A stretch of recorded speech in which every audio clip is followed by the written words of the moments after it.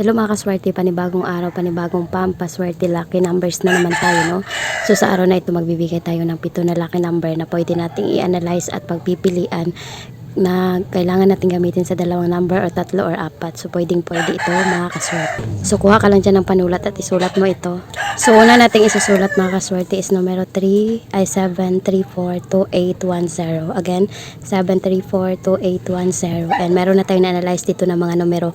So halimbawa kapag 2 number ang iyong needed, so pwede mo siya na i-rumble and baliktarin ito mga kaswerte. Okay, meron tayong analyze dito na numero 20, 21, 43, 22, 89 at saka 70. Again, 20, 21, 43, 78, 9, 22. And meron din tayong tatlo dito. So, meron tayong 202. Meron din tayong 823, 226, 041. So, ito yung ating mga na-analyze. And halimbawa din dito mga kaswerte, gusto ko lang din i-take note ninyo. Halimbawa, anong wala dito?